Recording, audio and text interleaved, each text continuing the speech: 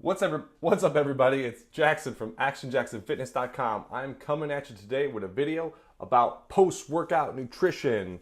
So let's talk about it. I just finished up my workout. I did legs and shoulders today. Now it's time to get my post-workout shake in.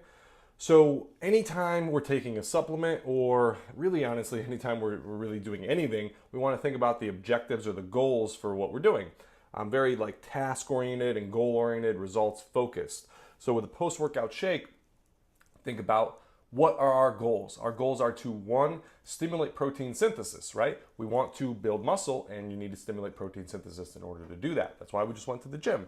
We broke down our muscles in order to build them up, bigger, stronger, etc. The next thing we want to do is we want to stop muscle breakdown. When we're in the gym working out, we're actually breaking down our muscles. You might not know that, but you don't actually get bigger and stronger in the gym. You get bigger and stronger outside the gym when you're recovering.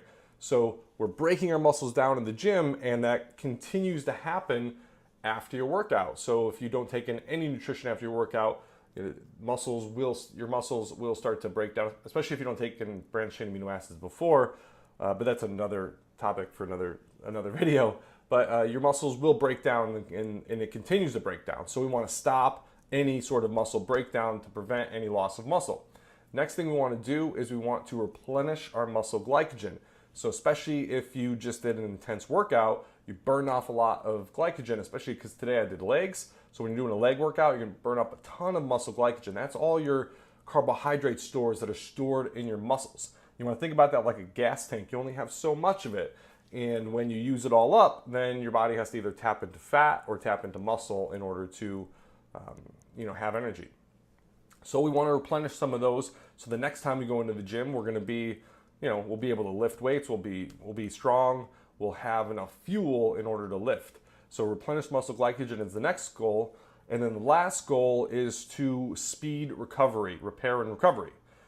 So with those goals in mind, we're going to be taking in whey protein in order to stimulate protein synthesis. Now this is the kind I like. It's a high protein, low carbohydrate protein powder, and it also has no artificial sweeteners in it. So we got 23 grams of protein, 1 gram of fat, and 3 grams of carbohydrates in here. And you also, again, want a low fat protein powder ideally, because that's going to make it lower in calories, but that's also because we don't really want a lot of fats in our post-workout shake. We want to focus on protein and carbs in our post-workout shake. So we got our whey protein. I got that in my shaker bottle right here. Next thing is going to be stop muscle breakdown. So stopping muscle breakdown is going to be, and also actually replenishing muscle glycogen is going to be the carbohydrates for that. So we're going to use our dextrose powder, which is going to be just basically pure non-GMO sugar. I mean, no beating around the bush about it. This is pure sugar. Now, I know a lot of people think, oh, sugar, this is bad. It's not good, man. I shouldn't have that.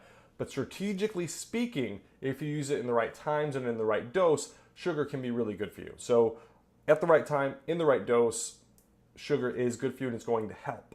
So it's going to help stop any muscle breakdown because it's going to raise your insulin. And anytime insulin is released, that's going to stop muscle breakdown. If you think about branched chain amino acids, how they work, in order to stop muscle breakdown, they act as like a force field. If you've heard of BCAAs, what they do is they release a little bit of insulin. And obviously, the same thing when you take in a lot of sugar, that's going to spike your insulin up. That's going to stop muscle breakdown, but they're also going to replenish muscle glycogen because sugar can be stored in the muscles. All that carbohydrate is going to go to the muscles to replenish any glycogen. Now, a lot of people like to take fruit in their post-workout shake, and one of the reasons why I don't typically like fruit is because it cannot be stored in the muscle cells. So fruit cannot replenish muscle glycogen because it must be stored and processed in the liver. And your capacity for carbohydrates in the liver is much smaller than your capacity in your muscle cells. I know that's getting a little scientific. And for some of you, that might be a little bit more information than you want or a little over your head, but just to keep in mind. So fruit can only be stored, processed in the liver, whereas any type of sugar, even if it's from a candy bar, can be actually processed and it can be stored in your muscle cells and used later as carbohydrate fuel. So that's why sugar is good in our post-workout shake. Now I put 2 scoops of whey protein powder in And that's going to be, what, 46 grams of protein. And now I'm putting 3 tablespoons, measured tablespoons of dextrose powder. That's going to be 30 grams of carbohydrates. So not a ton. I'm not putting in tons and tons of carbohydrates in here. If you think about it, like a Snickers bar has, I think, 27 carbohydrates in it, 27 grams of sugar. So there's not tons and tons of sugar that I'm putting in the shake. I'm just putting in enough to get a nice little insulin spike, and in order to help start to replenish muscle glycogen. I'm going to be taking in a lot more carbohydrates later in the day in order to, again, fully replenish and give my body everything it needs to recover from this workout. But I'm starting that process with 30 grams of sugar. And the other thing is that sugar is not nutritious. There's not a lot of nutritional value to it. So that's why I don't want to take in too much of it, because there's just no nutritional value. If I'm taking in rice, or I'm taking in potatoes, or I'm taking in, pancakes, and you name your carbohydrate, it's going to have a higher nutritional value than the sugar will. So I'd rather get a majority of my carbs from those higher nutritional value foods instead of just the sugar. Now, we'll talk a little bit more about how much sugar you should be taking and how to vary that later on when we talk about goals. But I take in 30. And then the next thing to help repair and just to help repair those muscle cells, we're going to take in our creatine monohydrate. This is Bulk Supplements pure creatine monohydrate. There's nothing special about it. There's nothing fancy about it. If you're taking those crazy transport system creatines and fancy this and brand new, you're wasting your time, you're wasting your money. Just take in pure, simple creatine monohydrate, nothing fancy, nothing special about it. And you're going to put in 1 teaspoon of, that's going to be about 5 grams. So if you look on the back here, 1 teaspoon, 5,000 milligrams, 5 grams of creatine, and that's going to be ideal. Now, as far as loading periods go and all kinds of other stuff, if you've heard of that, you don't need to worry about that. Loading, yes, it is true that if you did a loading phase with your creatine, it will saturate the muscle cells a little bit faster, and it'll technically begin to work a little faster, because it does take a number of days, even a number of weeks, but in order to fully saturate your cells with creatine. But you're talking about a very minimal gain, where you're taking in 2-3 times the dose sometimes for a very minimal gain. It's just not worth it. It's not worth it. Just do 5 grams a day. That's going to be easy. And after a couple of weeks, your muscles will be fully saturated. I don't remember the actual number of days, how long it takes, but just taking 5 grams a day. Just keep it simple. Keep it straightforward. Nothing fancy. Doesn't need to get crazy. And you're going to put it in your shaker bottle, and you're going to shake it up. And then you're going to drink it. That's simple. It is sweet because of the sugar, but it tastes kind of good. So, all right, let's talk about now how to change up the post-workout shake, things you should be putting in it, other things you can be putting in it, things you shouldn't be putting in it, how to modify it for your specific goals, timing, all kinds of other stuff. So I worked out about 45, probably closer to 60 minutes now ago is when I finished my workout. Now, research suggests, now if you read and you really dig into this and you want to get very strategic about your post-workout shake, research suggests that waiting about an hour, 60 minutes after your workout is ideal in order to get maximum protein synthesis and to get the most benefits possible from your post-workout shake. 60 minutes. Now, I know this might seem a little strange because most people remember when it used to be like a 30-minute anabolic window and you had to get your protein shake in, and if you didn't, you were totally fucked. That's not true. That was a lot of myth and kind of garbage that was created by supplement companies and magazines and other stuff to sell more protein shakes. Not true at all. You don't need to get in your protein shake within 30 minutes. That's just, it's just simply not true. So, sorry, I'm hungry. But don't need to worry about that. Ideally, again, 60 minutes, but that's like in an ideal world, and that's perfect. Today's Sunday, so I can kind of time my protein shake a little bit better because I'm not doing intermittent fasting today. However, if I was doing intermittent fasting, I would just take it right afterwards. So as far as timing is concerned, if you're somebody who's an ectomorph and you're really trying to build muscle mass and it's really hard for you to consume enough calories, and eating enough food throughout the day is a very difficult and challenging thing, then I would not wait an hour, because that's an hour of not eating. So if you're an ectomorph and you're trying to build a lot of muscle, what I would do if I were you is I would make my post-workout shake before I went to the gym. I would bring it with me, and I would actually start drinking it towards the tail end of my workout. Now, I'm going to do that for a couple of reasons. One, because you want to get in your shake as soon as possible, because you want to limit any muscle breakdown during the gym.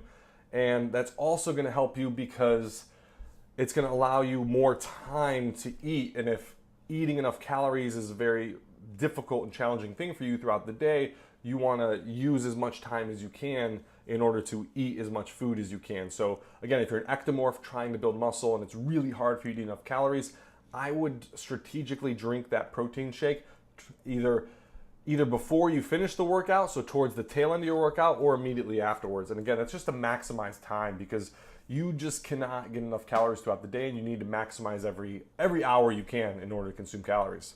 And you also want to make sure you're not breaking down your muscles too much. The other thing I would think about if I was an ectomorph is I would probably double up the dosage. So I'm doing 30 grams of carbohydrates and 46 grams of protein in here. You could even go closer to a 1-to-1 ratio if you're just somebody who's trying to maintain or maybe slightly build. If you're somebody who's trying to really put on some size, and again, you're an ectomorph, I would probably put in twice as many carbohydrates as I did protein. So if I put in 46 grams of protein, I would probably put in closer to like 80 grams of carbohydrates. So I would go like somewhere between 1.5 and 2 grams of carbohydrates for every gram of protein I put in. So probably doubling up that dosage. And again, anywhere between like 60 and maybe 80 grams of carbohydrates is what I would do and what I would recommend for my clients who are more, again, ectomorphs really trying to put on size, and it's a struggle for them to eat enough calories. Again, you want to take in a lot of your carbohydrates from whole food sources, good quality nutritious food that's going to be better for building muscle. But sometimes when you really struggle to eat enough calories, you're going to need to leverage something like this in order to get those carbohydrates and those calories in. Now, if you're somebody who's trying to lose body fat, if you want to lose body fat, then instead of drinking that shake during your workout and instead of doubling up the carbohydrates, what I would do is I would take 30 grams or somewhere between maybe 20 and 30 grams of carbohydrates. And I would also, again, wait, and I would wait probably about an hour after my workout in order to take in those carbohydrates. So you want to be taking in, again, you still want to be taking in some sugar because you want to stop muscle breakdown. And if you're on a cut, that's really important, right? If you're cut and you're taking in a caloric deficit, you're not eating enough calories throughout the day because you're trying to lose body fat, then you really need to do everything you can to prevent muscle loss. So still you want to take in your sugar or at least some type of carbohydrate, preferably a fast carbohydrate after your workout. And you want to do that again about an hour afterwards. I would wait an hour. Waiting an hour is really going to help maximize all kinds of fat burn. It's going to maximize your hormone levels in your body. And it's going to do a lot better, a lot more for you in terms of losing body fat. So wait about an hour if you're somebody who's trying to cut and reduce the carbohydrates. As far as any other things you can add to your protein shake or your post-workout shake, your protein, your carbs, and your creatine is going to be your main 3 ingredients. That's going to be your foundational elements. You can add a lot of people like to add, L-carnitine because they think it helps burn fat and stuff. It's not really the case. L-carnitine does not help build fat, although L-carnitine can be helpful in order to help speed recovery and reduce muscle soreness. There's been some research around that. Minimal gains there. It's not going to be a game changer for you like creatine is. So you can add it, you can certainly add it, but it's not going to be a game changer for you by any stretch of the imagination. So I just go with the big 3: protein, carbs, creatine. You'll notice, so this is high protein, high carbohydrate, and low in fat. If you've seen any of my videos before, heard me talk, or read my blogs, I'm big on setting up your macros for success. And for me, what that means when I'm working with clients is high protein, high carbohydrate, low fat, or if I'm going opposite, I'm going high protein, low carbohydrate, high fat, but not all three. So that's why there's no fats in this post-workout shake, because I want high protein, I want my higher carbohydrates, and then I want low fat. If you go all three macros, then you're just setting yourself up for failure, in my opinion, and from what I've seen and from what I've experienced in my own body. So my clients, people, what I recommend, and if you're watching this video, what I'd recommend is, again, do high protein, high carbohydrate, and then low fat in your post-workout shake. And then even when you're looking at the meals that you take throughout the rest of the day, you want to structure them. So again, if you're doing high carbs, you're going high protein, but then you're going low fat. And if you're going to do low carbohydrates, then you're going to go high fat, if that makes sense. All right. I just got some visitors, so I'm going to end this video now, but I hope this was helpful. Again, post-workout nutrition for muscle size. I'm Jackson from actionjacksonfitness.com. Thanks for watching.